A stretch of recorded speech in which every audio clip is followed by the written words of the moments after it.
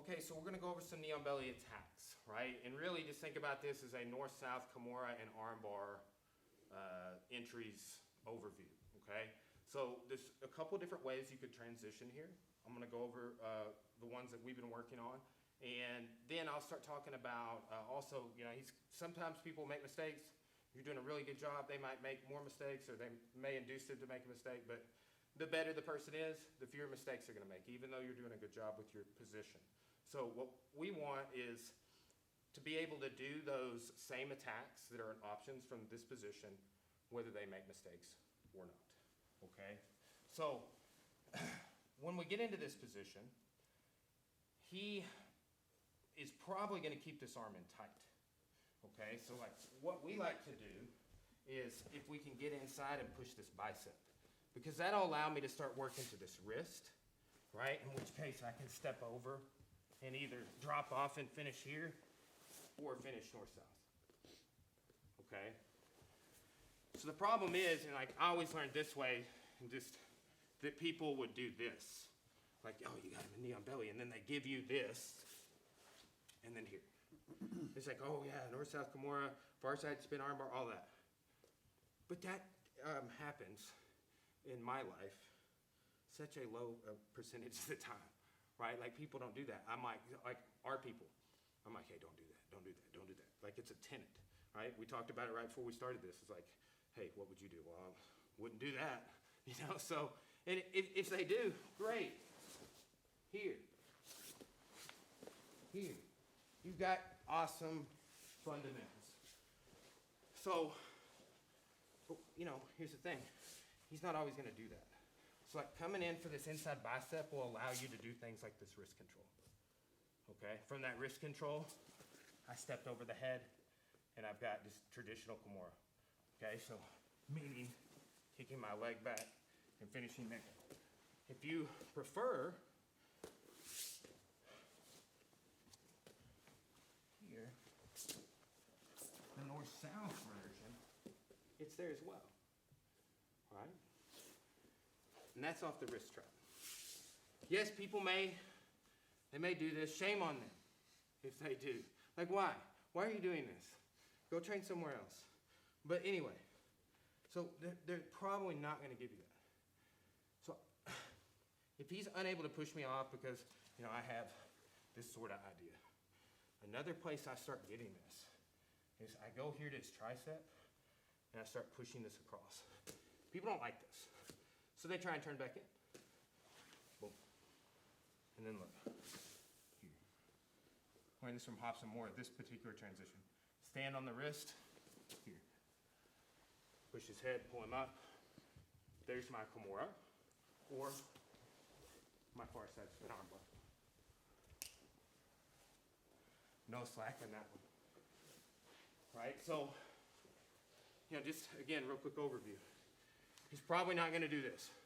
If he is, fantastic, you've already got it, right? Then it's just go to north-south, you can trap his arm or not, you have everything from the get-go.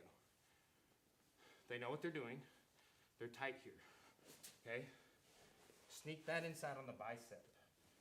Go to the wrist, that gives you the Kimura, right? You step over the head and drop this leg off, or just go to north-south. I like just more so the Kimura on that one than the armbar. It's not make the armbar impossible if that's what you want to do. But and then the other one is, I want this, and you might even be playing on the lapel here. But I can, if he ever pushes here, I can just come forward with my hip, right? And then come into the tricep. There's a nice little gift wrap. That's another thing we learned like day one, like, hey, don't let your hand cross like that or they could gift wrap you. Like trying to save you, new guy. Right? Like tell the white belts this, literally. I remember being told as a white belt too. 2 hands on one side, you're getting gift wrap if you're on bottom, right? So you fight back into that. You push. Get your underhook as you do that. Step on his palm, push his head as you windshield wipe it. Look at that one again. Boom. Boom. There's my north-south Kimura, arm trapped on this side. Just everything's as it should be. Okay? If I'm feeling that's not an option, I will go here and try and pull away that thumb to prevent him from running out, right? So I have to have the end of the lever here if I want to prevent his barrel roll escape, right? If he wants to hitchhiker out, like if his arm's here, he can just turn over. He's out. Good, go back. All right, so, however, if I can go here to the thumb and just hold, okay, can you roll out, Michael?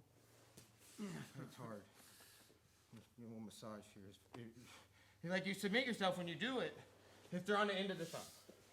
Okay, and that's it for the video, but funny story. I was training with one of the guys I perceived to be one of the greatest black belts I know. And we were doing it private, and this guy leaves, and we done something like this, and he goes, I can't believe that guy didn't know the armbar thing, the thumb detail. So, anyway. All right, see ya. Okay, we're gonna go over a lapel choke here, and this is a single lapel choke. I like this. I've never seen anyone show it before. If people mess up one of the escapes we teach, it presents itself, but if you do just a really good job controlling the knee on belly position, it's there for you. If you're able to follow somebody and maintain base in knee on belly, it's there for you. All they have to have on is a lapel. That's it. I mean, it's obviously a little less applicable no-gi, but there is more of a no-gi version as well. So, you know, when people are under your knee on belly pressure, you need to be able to move in a circle on your base. You need to be able to drop weight. You need to be able to lift weight up. This comes off of that idea of lifting weight up and disconnecting, okay? So if I'm here controlling Michael with a lapel and like a wrist or sleeve or tricep or whatever, okay, and he starts moving around, right? What I'm gonna be doing is I'm gonna be going to this tag here, okay? And then what I'm looking to do is find the opportune moment, right? It's usually when he's moving away, right? To sit him up here. Now I step around and finish. Right, literally single lapel choke, kind of an arm triangle on this side, so I have to take this space away and come in here. And what I'm doing is taking that elbow, chambering to my hip like that, right? Anchoring it to my core. So here, I'm controlling, I'm riding, I'm keeping the slack out of the leg, I'm going to his collar, I'm keeping my head on this side, I set him up here. Lean forward and connect. And that's the powder choke. Okay, so this is baseball choke. This is classic gi choke. Like I remember one of the first gi chokes I ever learned. Like this, Ezekiel, like loop style chokes, either one. And the Ezekiel, I remember learning those around the same time, but like I was a white belt, okay? So with this, I'm gonna show 3 different finishes, right? Like a lot of chokes I know, like a Katagatami, I teach, you know, the sit through, staying flat, and clocking out. And I'll always have 3 different students that like each one of those. So that's kind of the idea here.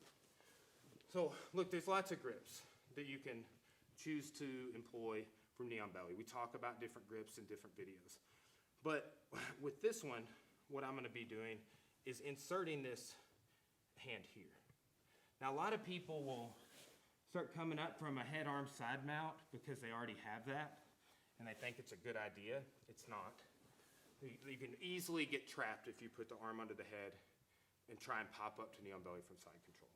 Okay, so I need to have this set up after I already have a good knee on belly. So I'm here, boom. Right, if you wanted, you could go with a baseball with the loop, okay? What I'm gonna do is I'm gonna pop up and go here, and then I'm gonna be looking to go here, okay? Now, what I'm gonna do is the sprawl version here, like this, here. I don't wanna drop my knees on the mat, I'm staying live toes, but I also wanna be able to have my knees up enough that I can move and tilt, almost like you're in a position to do mountain climbers, if that makes sense, because that's like a mobile position for people. If I'm all the way sprawled back like this, it can work, but I'm not mobile if I need to add a little more weight or pressure or lift up, get my elbows together more, his neck's thicker, whatever, okay? So that's the gripping, and then this is the finish here, boom. Now, there's also the idea of disconnecting here, boom. And I'm trying to choke him as I'm going here. Tripoding, right? And then I'll get the tap there. I want to get the tap before I get to that end point. So here, right, and let go. That, my friend, Mark Bradford taught me a long time ago. Like, hey, don't just go get to the spot. It's not a north-south choke. They should tap before you get to north-south. Oh, okay. Yeah, you should be choking them the whole time. As soon as you get that grip, start trying to choke them. You start clocking. That tightens the choke. It cinches it, like the sprawl, right? You start adding that leverage, becoming efficient, they tap, right? So be looking for early tap on that. Final option here, right? So I've got this knee on belly, is I roll here, over the shoulder. You can't land flat. You gotta land in a bridge. So I'm here. Boom. Okay? What'll happen with this sometimes? Right? Sit up with me, Michael, if you can. Can you try and take my back? And they'll get the hook in sometimes and take the back. And they also go unconscious sometimes.